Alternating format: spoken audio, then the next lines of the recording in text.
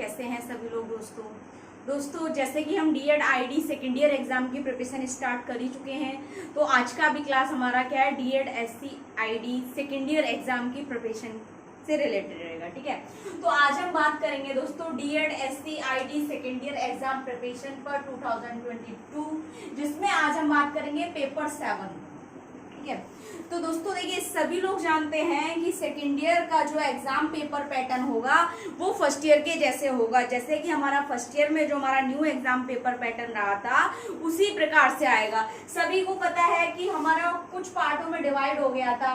ठीक है, ऐसे पार्ट ए है ना, पार्ट बी, पार्ट सी और पार्ट डी। ये चार पार्टों में हमारा एग्जाम पेपर पैटर्न जो था डिवाइड हो गया था और चार भागों में बांट दिया गया था, जिसमें हमारा पार्ट ए में आपको ऑब्जेक्टिव टाइप क्वेश्चन मिले थे देखने को।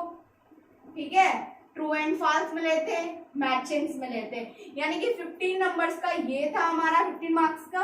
और फिर 2 नंबर वाले जो क्वेश्चन थे वेरी शॉर्ट क्वेश्चन हमें इसमें मिले थे, तो 10 नंबर का ये था। ठीक है, और हमारा जो पार्ट सी था ये हमारा 20 नंबर का था। ठीक, और पार्ट डी भी। ठीक है, तो देखिए इसमें क्या था दोस्तों, हमारा ऑल ओवर जो पेपर पैटर्न था 45 मार्क्स का था, सभी जानते हैं। ठीक है, अब इसमें अगर हम बात करें पार्ट ए और पार्ट बी की, जिसमें क्या है हमारे 2 नंबर वाले प्रश्न या 1 नंबर वाले प्रश्न पूछे जाने वाले हैं। ठीक है, इसकी प्रिपरेशन तो हम लास्ट में करते हैं, क्योंकि जैसे एग्जाम पास में आने होते हैं हमने 1-2 नंबर की जो प्रिपरेशन रह जाती है हमारी, हम उसको रिवीजन के अकॉर्डिंग क्लास को प्रोवाइड करते हैं, जिसमें हम एग्जाम प्रिपरेशन से रिलेटेड कुछ मोस्ट इंपोर्टेंट क्वेश्चन होते हैं जो पार्ट ए और पार्ट बी के लिए करते हैं। ठीक है, लेकिन अभी हम क्या करने वाले हैं, पार्ट सी का और पार्ट डी का, यानी कि जो 5 नंबर वाले प्रश्न हमारे पार्ट सी में पूछे जाते हैं और पार्ट डी में 10 नंबर वाला पूछा जाता है, तो कहीं ना कहीं ये रह जाता है हमारा। ठीक है, अब अगर हम इनकी प्रिपरेशन अच्छी कर लेंगे तो ये तो खुद ही हो जाएंगे। तो दोस्तों आज हम बात करेंगे पार्ट सी की और पार्ट डी के लिए, यानी कि जो हमें ज्यादा नंबर जहां से हमें खींचने हैं उन पर बात करेंगे। तो पार्ट सी और पार्ट डी पर बात करने वाले हैं, किस प्रकार के आपके प्रश्न पूछे जाएंगे। ठीक है, कैसे प्रश्न बनते हैं और कौन से सिलेबस से हमारे मोस्ट इंपोर्टेंट टॉपिक रहेंगे जिससे हमारे एग्जाम में क्वेश्चंस पूछे जाएंगे। ठीक है, तो दोस्तों देखिए पेपर 7 से आज हम बात करने वाले हैं कि पेपर 7 है हमारा education in the emerging society and school administration, जो हमारा पेपर 4 जुलाई को हमारा यही पेपर है। सब लोग सिलेबस उठा लीजिए और अपना एग्जाम शेड्यूल जो है, टाइम टेबल जो हमारे एग्जाम का, उसको देख लीजिए और सिलेबस और एक पेन या पेंसिल ले लीजिए और उस पर टिक मार्क करते जाइए कि कौन सा टॉपिक आपके एग्जाम के लिए मोस्ट इंपोर्टेंट रहेगा, जिससे रिलेटेड क्वेश्चन आपको क्वेश्चन पेपर में देखने को मिलेगा। ठीक है, तो आज की क्लास रहेगी हमारी most important topics and related question, यानी कि सिलेबस से, यानी कि पेपर 7 से कौन से मोस्ट इंपोर्टेंट टॉपिक्स रहेंगे जिनसे रिलेटेड क्वेश्चन हमें अपने एग्जाम में देखने को मिलेंगे। तो दोस्तों कुछ यूनिट्स है हमारी, 5 यूनिट्स है सिलेबस में, सबको पता है। तो 5 यूनिट्स से हमें ऐसे कौन से टॉपिक हैं जो हमें प्रिपेयर करनी है, जिसमें हमारे पार्ट ए के लिए भी मोस्ट इंपोर्टेंट रहेगा, पार्ट बी के लिए भी, पार्ट सी के लिए भी और पार्ट डी के लिए भी। तो दोस्तों देखिए फर्स्ट यूनिट से अगर हम बात करें, फर्स्ट यूनिट से जो क्वेश्चन, अगर देखो फर्स्ट यूनिट में जो क्वेश्चन आपको पूछे जाएंगे वे टॉपिक देख लीजिए। सबसे पहले टिक मार्क कीजिए यूनिट 1.1 पर। यूनिट 1.1 से पूछा जाएगा आपको किस प्रकार से क्वेश्चन पूछा जाएगा, शिक्षा मनोविज्ञान का अर्थ परिभाषा को समझाते हुए शिक्षा मनोविज्ञान के विभिन्न क्षेत्रों का अध्ययन कीजिए। ये क्वेश्चन आपको 10 नंबर में देखने को मिल सकता है दोस्तों। ठीक है, 5 नंबर के लिए भी आपको मोस्ट इंपोर्टेंट रहेगा। 5 नंबर को आपको 1 से 50 शब्दों में करना है और ये इसको 250 शब्दों में करना है, लॉन्ग। ठीक है, तो क्या करेंगे इसमें, आप क्या शिक्षा मनोविज्ञान का अर्थ बताएंगे, परिभाषा बताएंगे। ठीक है, और आप इसके शिक्षा मनोविज्ञान के लक्ष्य भी बता सकते हैं अगर 10 नंबर में आएगा। ठीक है, परिभाषा हो गई, यहाँ पर लक्ष्य हो गए, इसके उद्देश्य हो गए इसके।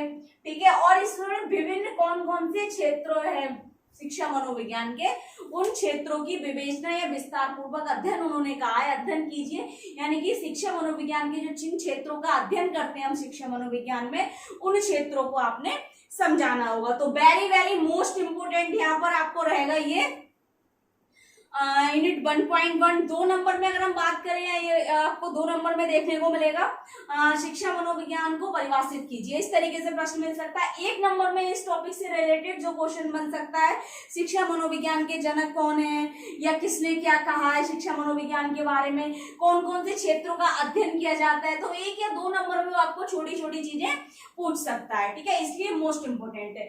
दूसरा देखिए, टिक मार्क कीजिए 1.3।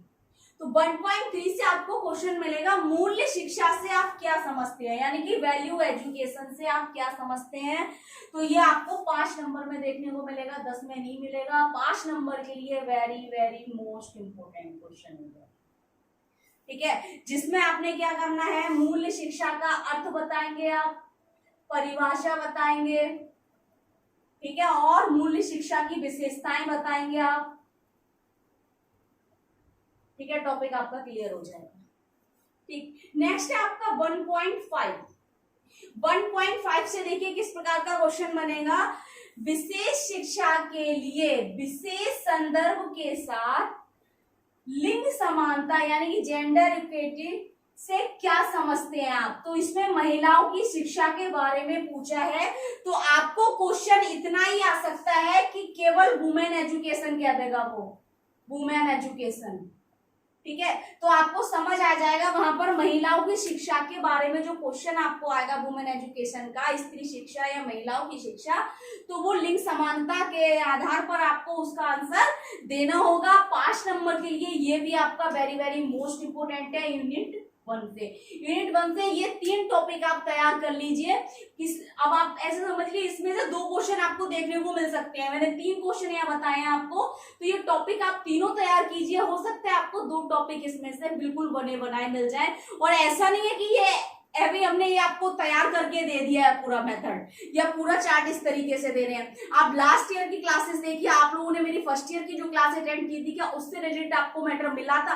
सबको मिला था, यहाँ तक कि लॉन्ग क्वेश्चन से रिलेटेड कुछ टॉपिक्स रह गए थे, वो मैंने अब क्लियर कर दिए। और ये सभी टॉपिक आपको प्लेलिस्ट में मिल जाएंगे।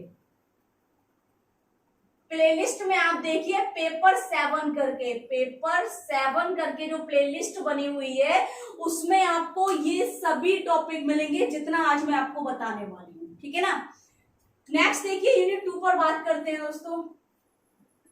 यूनिट 2 का यूनिट 2.1 आप टिक मार्क कीजिए, आदर्शवाद यानी कि आइडियलिज्म, ठीक है। और दूसरा इसमें 2.2 प्रकृतिवाद, नेचरलिज्म, दोनों ही वेरी वेरी मोस्ट इंपोर्टेंट है ये, ठीक है। दोनों में से आपको एक देखने को मिल जाएगा और दोनों में आपने हो सकता है दोनों देखने को मिल जाए 5 नंबर में आपको। 10 नंबर में ये पूछा नहीं जाता है, 5 नंबर के लिए वेरी वेरी मोस्ट इंपोर्टेंट है, जिसमें आपने इसका अर्थ, परिभाषा, उद्देश्य, विशेषताएं, गुण, ये सब बताने होंगे आपको, ठीक है। सेम प्रकृतिवाद के और आदर्शवाद के।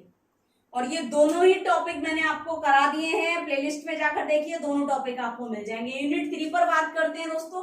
यूनिट 3 का 3.1 देखिए, औपचारिक शिक्षा, अनौपचारिक शिक्षा, फॉर्मल एजुकेशन, नॉन इनफॉर्मल या नॉन फॉर्मल एजुकेशन, ठीक है। ये 5 नंबर पे, बल्कि ये 2 नंबर के लिए मोस्ट इंपोर्टेंट है। औपचारिक शिक्षा को परिभाषित कीजिए, अनौपचारिक शिक्षा को परिभाषित कीजिए।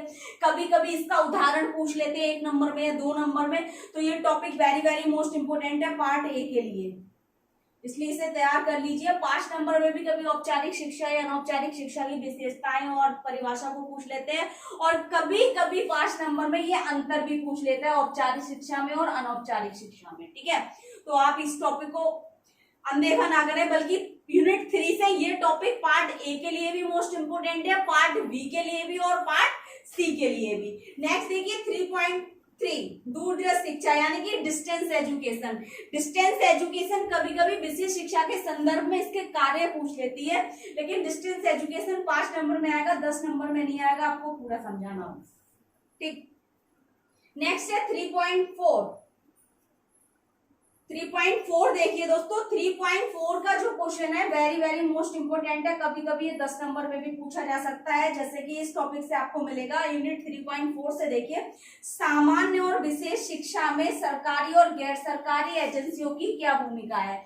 तो इसमें आप गवर्नमेंटल और नॉन गवर्नमेंटल जो एजेंसियां हैं सामान्य शिक्षा और विशेष शिक्षा के लिए क्या क्या कार्य कर रही है उनके बारे में बताना है। टॉपिक बहुत अच्छे से मैंने आपको ये करा रखा है, प्लेलिस्ट में जाकर देखिए या आप सर्च कर लीजिए, टॉपिक डालिए उसमें इन हिंदी डालिए, आपको मेरी क्लास कहीं ना कहीं आपको मिल जाएगी। आप सर्च कीजिए या स्पेशल एजुकेशन डालकर या फिर टॉपिक आप डालकर क्या करेंगे, टॉपिक डाल के SEH डालेंगे ना इन हिंदी, तो आपको मेरे चैनल पर आकर ये टॉपिक आपको तुरंत मिल जाएगा। ठीक है ना, चाहे आप गूगल पे सर्च करें चाहे आप यूट्यूब पर सर्च करें, और फेसबुक पे भी आपको फेसबुक पेज मिल जाएगा। नेक्स्ट देखिए यूनिट 4।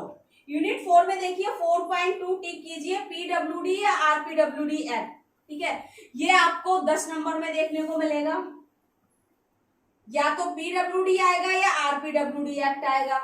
अब इनमें करना कैसे हमने, क्योंकि अपने आप में बहुत बड़े होते हैं, कभी कभी अगर 5 नंबर में आपको देखने को मिल जाए तो क्या करेंगे, आप इनकी प्रस्तावना बताएंगे। ठीक है, कब ये गठित हुआ है, कब पारित किया गया, इसके कार्य बताएंगे आप। ठीक है, इसके प्रावधान, ठीक है, इनका अधिकार, योजनाएं, ये सब बताएंगे। ठीक है, कार्य, प्रावधान, अधिकार, योजनाएं, इन चीजों के बारे में आपने बताना होगा।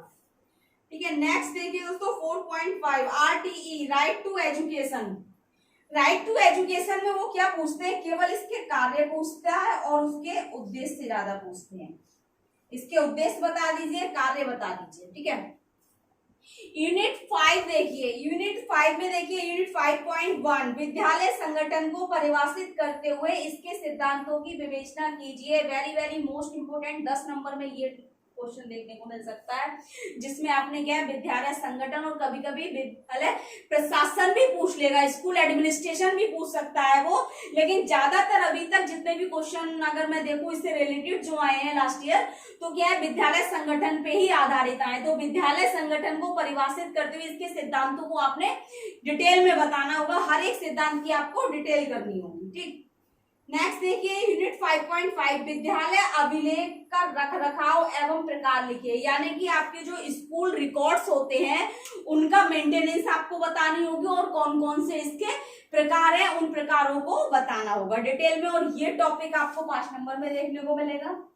अब देखिए आपको जो पार्ट सी और डी के लिए मोस्ट इंपोर्टेंट जो टॉपिक थे जिनसे रिलेटेड कुछ क्वेश्चन बन रहे थे, तो 10 नंबर में आपका पार्ट डी के लिए एक तो ये हो गया विद्यालय संगठन। ठीक है, दूसरा अगर हम बात करें 10 नंबर में 3.4 से आ गया डी। ठीक है, सामान्य और विशेष शिक्षा गैर सरकारी, और 10 नंबर का हमने कहां पर बात की थी अभी, ये तो 5 नंबर के लिए है। 10 नंबर में आपको शिक्षा मनोविज्ञान, ये 3 हो गए। यूनिट 1.1 10 नंबर के लिए मोस्ट इंपोर्टेंट है, और आपका यूनिट 3.4 मोस्ट इंपोर्टेंट है। ठीक है, और यूनिट 5.1 मोस्ट इंपोर्टेंट है। ये 3 टॉपिक ऐसे हैं जो 10 नंबर के लिए मोस्ट इंपोर्टेंट रहेंगे, और तीनों टॉपिक आप प्रिपेयर कर लीजिए, और तीनों टॉपिक में से आपको कोई ना कोई एक क्वेश्चन देखने को मिल जाएगा जो आप बहुत अच्छे से कर सकते हैं। ध्यान रखना, हमने 10 नंबर वाला क्वेश्चन 250 शब्दों में करना है, 5 नंबर वाला क्वेश्चन 150 शब्दों में करना है। ठीक है, अब 5 नंबर के लिए जो मैंने रिलेटेड क्वेश्चन थे, टॉपिक्स थे, वो मैंने आपको बता दिए। इसके अलावा भी अगर आपको कुछ समझ नहीं आ रहा है, कुछ डाउट लग रहा है, तो कमेंट बॉक्स में कमेंट कर सकते हैं। बाकी आपका पार्ट ए और पार्ट बी लास्ट में हम एक एक नंबर के 2-2 नंबर के क्वेश्चन की रिवीजन करेंगे। पहले हम लॉन्ग क्वेश्चन को थोड़ा सॉर्ट आउट कर लेते हैं, उसके बाद पार्ट ए और पार्ट बी पर बात करने वाले हैं।